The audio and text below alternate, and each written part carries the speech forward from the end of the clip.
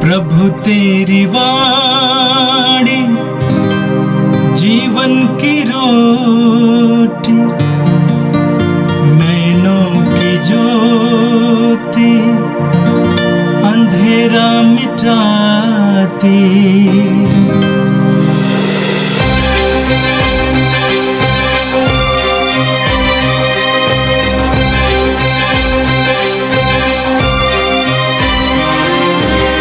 प्रभु तेरी वाणी जीवन की रोटी, नैनों की ज्योति अंधेरा मिटाती।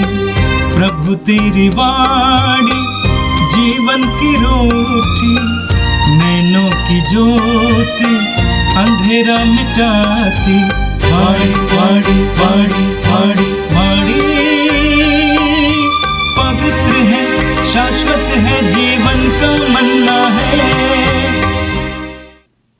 30 मार्च बुधवार। पहला पाठ नबी इसायास का ग्रंथ, अध्याय 49, पद संख्याएं 8 से 15 तक। पाठ का मूल वाक्य है, मैंने तुमको विधान की प्रजा नियुक्त किया है। प्रभु यह कहता है, मैं उपयुक्त समय में तुम्हारी सुनूंगा, मैं कल्याण के दिन तुम्हारी सहायता करूंगा। मैंने तुमको बनाया है और अपने विधान की प्रजा नियुक्त किया है। मैं भूमि का उद्धार करूंगा और तुम्हें उजाड़ प्रदेशों में बसाऊंगा। मैं बंदियों से यह कहूँगा, मुक्त हो जाओ, और अंधकार में रहने वालों से सामने आओ। वे मार्गों के किनारे चरेंगे और उन्हें उजाड़ स्थानों में चारा मिलेगा। उन्हें फिर कभी ना तो भूख लगेगी और ना प्यास। उन्हें ना तो लू से कष्ट होगा और ना धूप से, क्योंकि जो उन्हें प्यार करता है वह उनका पथ प्रदर्शन करेगा और उन्हें उमड़ते हुए जल स्रोतों तक ले चलेगा। मैं पर्वतों में रास्ता निकालूंगा और मार्गों को समतल बना दूंगा। देखो, कुछ लोग दूर से आ रहे हैं, कुछ उत्तर से, कुछ पश्चिम से और कुछ सिनीम के देश से। आकाश जयकार करे, पृथ्वी उल्लासित हो और पर्वत आनंद के गीत गाएं, क्योंकि प्रभु अपनी प्रजा को सांत्वना देता है और अपने दीनहीन लोगों पर दया करता है। सियोन यह कह रहा था, प्रभु ने मुझे छोड़ दिया है, प्रभु ने मुझे भुला दिया है। क्या स्त्री अपना दूध मुहा बच्चा भुला सकती है? क्या वह अपनी गोद के पुत्र पर तरस नहीं खाएगी? यदि वह भुला भी दे तो भी मैं तुम्हें कभी नहीं भुलाऊंगा। यह प्रभु की वाणी है। संत यूहन के अनुसार पवित्र सुसमाचार, अध्याय 5, वाक्य संख्या 17 से लेकर 30 तक। यीशु ने यहूदियों से कहा, मेरा पिता अब तक काम कर रहा है और मैं भी काम कर रहा हूँ। अब यहूदियों का उन्हें मार डालने का निश्चय और भी दृढ़ हो गया, क्योंकि वह न केवल विश्राम दिवस का नियम तोड़ते थे, बल्कि ईश्वर को अपना निजी पिता कहकर ईश्वर के बराबर होने का दावा करते थे। यीशु ने उनसे कहा, मैं तुम लोगों से कह देता हूँ, पुत्र स्वयं अपने से कुछ भी नहीं कर सकता। वह केवल वही कर सकता है जो पिता को करते देखता है। जो कुछ पिता करता है वही पुत्र भी करता है, क्योंकि पिता पुत्र को प्यार करता है और वह स्वयं जो कुछ करता है उसे पुत्र को दिखाता है। वह उसे और महान कार्य दिखाएगा, जिन्हें देखकर तुम लोग अचंभे में पड़ जाओगे। जिस तरह पिता मृतकों को उठाता और जिला देता है, उसी तरह पुत्र भी जिसे चाहता है उसे जीवन प्रदान करता है। पिता तो किसी का न्याय नहीं करता, उसे न्याय करने का पूरा अधिकार पुत्र को दे दिया है, जिसे सब लोग जैसे पिता का आदर करते हैं वैसे ही पुत्र का भी आदर करें। जो पुत्र का आदर नहीं करता वह पिता का जिसने पुत्र को भेजा है आदर नहीं करता। मैं तुम लोगों से कह देता हूँ, जो मेरी शिक्षा सुनता और जिसने मुझे भेजा है उसमें विश्वास करता है, उसे अनंत जीवन प्राप्त है। वह दोषी नहीं ठहराया जाएगा, वह तो मरण को पार कर जीवन में प्रवेश कर चुका है।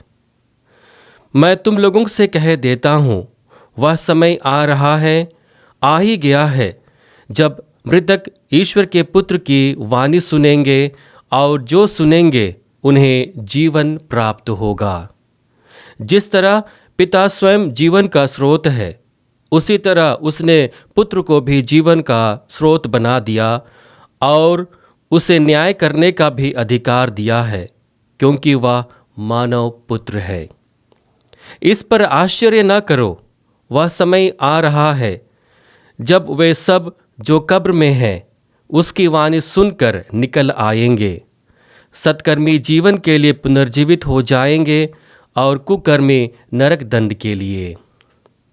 मैं स्वयं अपने से कुछ भी नहीं कर सकता, मैं जो सुनता हूँ उसी के अनुसार निर्णय देता हूँ, और मेरा निर्णय न्याय संगत है, क्योंकि मैं अपनी इच्छा से नहीं बल्कि जिसने मुझे भेजा है उसकी इच्छा पूरी करना चाहता हूँ। यह प्रभु का पवित्र सुसमाचार है। ख्रिस्त प्रभु की जय। यीशु में मेरे प्रिय भाई और बहनों, आज के दोनों पाठ हम लोगों को ईश्वर और ईश्वरीय प्रजा के बीच के संबंध के बारे में मनन चिंतन करने के लिए एक सुनहरा अवसर देती है। आज के दोनों पाठ में हम लोग देखेंगे कि किस प्रकार से ईश्वर अपनी प्रजा की ओर आता है और प्रजा के प्रति अपनी कृपालुता को प्रकट करता है, और साथ ही साथ उसे वादा करता है और कुछ दायित्व देता है। आज हम प्रभु के उसी वादे के विषय में मनन चिंतन करेंगे और हमारे दायित्व को जानने की कोशिश करेंगे कि किस प्रकार से जब हम प्रभु से मिले हुए दायित्वों का निर्वाह अपने जीवन में करने लगते हैं तो हमारा जीवन सफल बनने लगता है, हम ईश्वर के कृपा पात्र बनते हैं। आज का पहला पाठ नबी ईसायास के ग्रंथ से लिया गया है। पाठ के पहले भाग में देखते हैं जहां पर प्रभु अपनी प्रतिज्ञा को अपने लोगों के सामने रखते हैं, अपने लोगों के सामने उन्हें बताते हैं कि उनका वादा क्या है। हम वचन में पढ़ते हैं, प्रभु यह कहता है, मैं उपयुक्त समय में तुम्हारी सुनूंगा, मैं कल्याण के दिन तुम्हारी सहायता करूंगा। मैंने तुमको बनाया है और अपने विधान की प्रजा नियुक्त किया है। ईश्वर का संबंध हम मनुष्यों के साथ में कैसा है और उस संबंध के विषय में ईश्वर की राय क्या है, इसके बारे में यहाँ पर नबी ईसायास अपने लोगों को बताते हैं। कहते हैं कि मैं उपयुक्त समय में तुम्हारी सुनूंगा। वो कौन सा उपयुक्त समय होगा जब प्रभु हमारी सुनेगा? हम लगातार इन चालीसा के काल में अपनी प्रार्थना के द्वारा, त्याग के द्वारा, तपस्या के द्वारा हम प्रभु के उन्हीं मार्ग को खोजने की कोशिश करते हैं, उन्हीं उपयुक्त समय को जानने की कोशिश करते हैं कि प्रभु हमसे क्या कहना चाहता है और प्रभु हमसे कब कहेगा। हम वचन के आगे में पढ़ते हैं, मैं कल्याण के दिन तुम्हारी सहायता करूंगा। प्रभु भरोसा दिलाते हैं कि हमारे जीवन में कल्याणकारी दिन आने वाला है और उस दिन प्रभु हमारी सुनेगा। और इसी के साथ ही साथ प्रभु अपनी प्रजा को अपनी प्रजा बताने का दावा करते हैं। प्रभु कहते हैं, मैंने तुमको बनाया है और अपने विधान की प्रजा नियुक्त किया है। प्रभु का विधान क्या है? प्रेम का विधान है कि प्रभु अपने लोगों से प्यार करता है। क्यों प्यार करता है? क्योंकि प्रभु यहाँ पर स्वयं कहते हैं कि मैंने तुम लोगों को बनाया है। क्योंकि प्रभु ने हम लोगों को बनाया है, इसलिए प्रभु हमसे प्यार करते हैं और उसी विधान को बारंबार हमारे सामने प्रकट करते हैं नबियों के द्वारा। और जब भी हम सुसमाचार को पढ़ते हैं और पवित्र ग्रंथ को पढ़ते हैं तो अपने जीवन में उसी विधान को घोषित करते हैं, उसी विधान को अपने जीवन में अंगीकृत करते हैं, उसी विधान के अनुरूप अपने जीवन को जीने की कोशिश करते हैं। नबी ईसायास पाठ के दूसरे भाग में हमारे दायित्व के बारे में कहते हैं।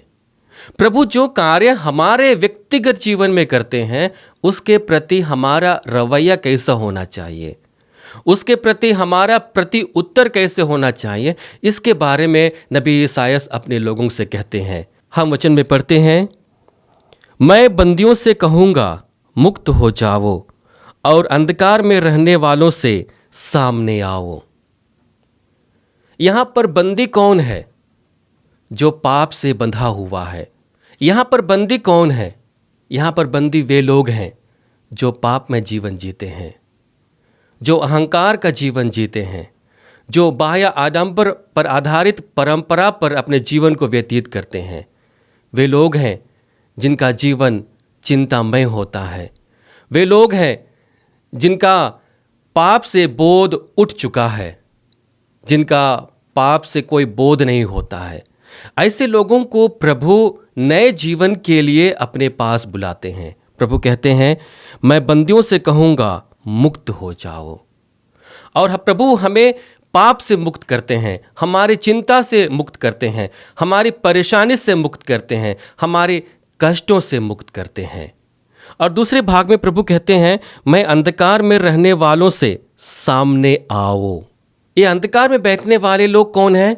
जो आध्यात्मिक अंधकार में बैठे हुए हैं, जिनको आध्यात्मिकता की ज्ञान नहीं है, उनका बोध खो चुके हैं। उनको प्रकाश में लाने का जिम्मा प्रभु लेते हैं। और यही जिम्मेदारी हम सब की होती है कि जब हमको प्रभु छुटकारे के द्वारा नए जीवन की ओर लेकर आते हैं तो वो हमारा एक दायित्व बनता है कि हम उसके प्रति ईमानदार रहें। हम संत पेतरुस के पत्र अध्याय 2 वाक्य संख्या 9 से 10 के बीच में पढ़ते हैं, जहाँ पर संत पेतरुस अपने लोगों से कहते हैं, आप लोगों को अंधकार से निकालकर अपनी अलौकिक ज्योति में बुलाया गया है। पहले आप प्रजा नहीं थे, अब ईश्वर की प्रजा हैं। पहले आप कृपा से वंचित थे, अब आप उसके कृपा पात्र हैं। यह प्रभु की यह ऐसी योजना है जहां पर हम लोग ईश्वर की प्रजा बनते हैं, ईश्वर के कृपा पात्र बनते हैं और उसी को अपने जीवन में महसूस करने के लिए 40 का काल हमारे जीवन के लिए महत्वपूर्ण समय होता है, जहां पर हम जो भी बंधन है उससे मुक्ति प्राप्त करते हैं। जिस भी प्रकार का अंधकार हमारे जीवन में है उस अंधकार से हमें मुक्ति मिलती है प्रभु के द्वारा। और इन सभी के साथ ये हमारा दायित्व होता है कि जो अनुभव हमारे जीवन में हमें मिलता है उस अनुभव को हम दूसरे लोगों तक बांट कर ले। हम संत लूकास के सुसमाचार अध्याय 8 वाक्य संख्या 39 में पढ़ते हैं, जहां पर प्रभु गेरेसा के अबदूत ग्रस्त व्यक्ति को चंगा करते हुए उन्हें कहते हैं, अपने यहाँ लौट जाओ और लोगों को यह बताओ कि ईश्वर ने तुम्हारे लिए क्या क्या किया है। वहां पर देखते हैं कि किस प्रकार से व्यक्ति मकबरों में घूमता फिरता था, अबदूत ग्रस्त था, और जब प्रभु के द्वारा उसे चंगाई मिलती है, उसे छुटकारा मिलती है, तब प्रभु उसे भेजते हैं लोगों के सामने उसी छुटकारे के विषय में प्रचार प्रसार करने के लिए। अपने जीवन में जो भी महती कृपा उन्हें अपने जीवन में प्राप्त किया है उस कृपा के बारे में लोगों को बताने के लिए भेजते हैं। तो आज हम देखते हैं कि पहले पाठ के आधार पर प्रभु हमारे सामने अपने वायदे को रखते हैं और उस वायदे को रखते हुए हमें एक जिम्मेदारी देते हैं, हमारे सामने एक दायित्व देते हैं कि जो भी अनुभव ईश्वर की ओर से हमारे व्यक्तिगत जीवन में होता है उसे हमें दूसरे लोगों तक पहुंचाने की ज़रूरत है, क्योंकि हमारा ईश्वर प्रेमी है। वह हमारा कभी भी परित्याग नहीं करता है, वह सदैव हमारा प्यार करता है। और इसलिए वचन के अंत में हम पढ़ते हैं जहाँ पर प्रभु कहते हैं, क्या स्त्री अपना दुधमुहा बच्चा भुला सकती है? क्या वह अपनी गोद के पुत्र पर तरस नहीं खाएगी? यदि वह भुला भी दे तो भी मैं तुम्हें कभी नहीं भुलाऊंगा। यह प्रभु का सबसे बड़ा वादा हमारे व्यक्तिगत जीवन के लिए है कि ईश्वर हमारा परित्याग कभी नहीं करेगा। हम लोगों को चाहिए कि उसी वादे के अनुरूप हम अपने व्यक्तिगत जीवन को जी सकें, ताकि हम प्रभु के प्यार को, प्रभु के स्नेह को, प्रभु की कृपालुता को अपने व्यक्तिगत जीवन में अनुभव करें और प्रभु के कृपा पात्र बने। आज के सुसमाचार में प्रभु हमारे सामने दो विशेष बातों को रखते हैं। सबसे पहली बात है ईश्वर की क्रियाशीलता। ईश्वर सदैव क्रियाशील रहते हैं। पूरे ब्रह्मांड पर, हमारे व्यक्तिगत जीवन पर, हमारे सामुदायिक जीवन पर, हमारे पारिवारिक जीवन पर, और जैसा भी हम जीवन जीते हैं उस जीवन में ईश्वर सदैव क्रियाशील होते हैं और उसी क्रियाशीलता को अपने व्यक्तिगत जीवन में अनुभव करने की ज़रूरत होती है।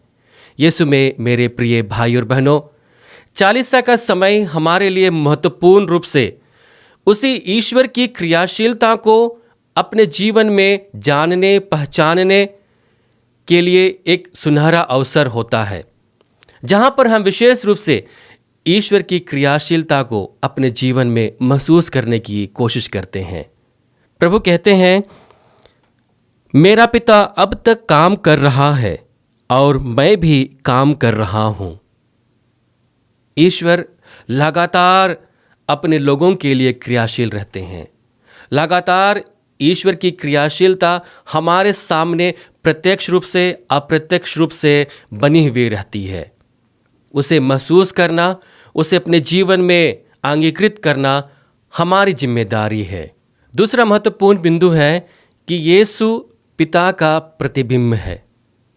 यीशु यहाँ पर विस्तृत रूप से अपने और पिता के बीच के संबंध को हमारे सामने रखते हैं कि किस प्रकार से पिता के द्वारा उन्हें ज्ञान प्राप्त होता है, पिता के द्वारा उन्हें योजना मिलती है और उन्हीं योजना को वह हमारे जीवन में पूरी करता है।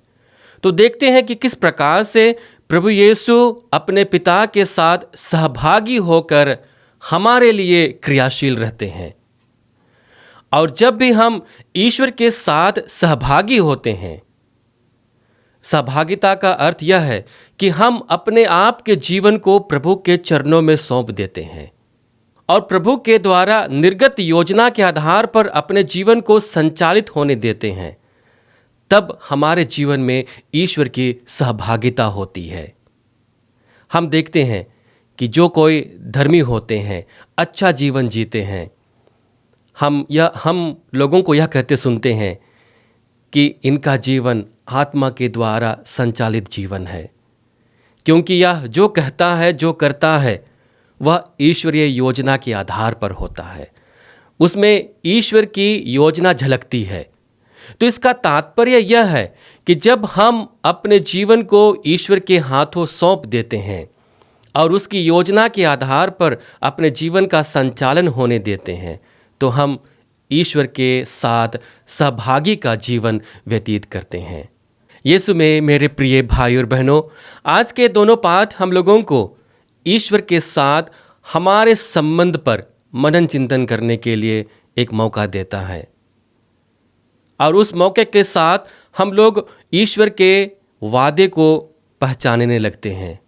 जो योजना ईश्वर हमारे जीवन में पूरा करने वाला है, उसके बारे में हम लोग जानने लगते हैं और इसके साथ ही साथ प्रभु हमारे सामने एक महत्वपूर्ण बिंदु रखते हैं कि ईश्वर हमारे जीवन में सदैव क्रियाशील हैं। और जब हम ईश्वर पर आधारित होकर, केंद्रित होकर, सहभागी होकर अपने जीवन को व्यतीत करते हैं, तब हम ईश्वर के कृपा पात्र बनते हैं। क्योंकि प्रभु स्वयं कहते हैं, मैं तुम लोगों से कहता हूँ, जो मेरी शिक्षा सुनता और जिसने मुझे भेजा उसमें विश्वास करता है, उसे अनंत जीवन प्राप्त है। आइए उसी अनंत जीवन के भागी बनने के लिए हम प्रभु से प्रार्थना करें। हे सर्वशक्तिमान पिता परमेश्वर, हम धन्यवाद देते हैं आज के सुंदर दिन के लिए, तुझसे मिले हुए हर एक वरदानों के लिए प्रभु धन्यवाद देते हैं। धन्यवाद प्रभु आज के इस पवित्र वचन के लिए जो हमारे जीवन को स्पर्श कर रहा है। प्रभु हमें बल दे प्रभु कि जिस प्रकार से नबी ईसायास अपने लोगों को मुक्ति का संदेश सुनाते हैं, वही मुक्ति का संदेश 40 काल में हमारे लिए विशेष रूप से बनकर आए कि हम अपने बुरे विचारों से मुक्त हो जाएं, अपने चिंताओं से मुक्त हो जाएं, अपने पापों से मुक्त हो जाएं, अपने गलत संबंध से मुक्त हो जाएं, ताकि हम ईश्वर के प्रेम के भागी बनते हुए जीवन के अधिकारी बन सके, जिसे आज प्रभु हमें देने का वादा करते हैं। हमें प्रार्थना करते हैं हमारे प्रभु ख्रिस्त के द्वारा, आमीन। प्रभु तेरी वाणी जीवन की रोटी, नैनों की ज्योति अंधेरा मिटाती। वाणी वाणी वाणी वाणी वाणी पवित्र है, शाश्वत है, जीवन का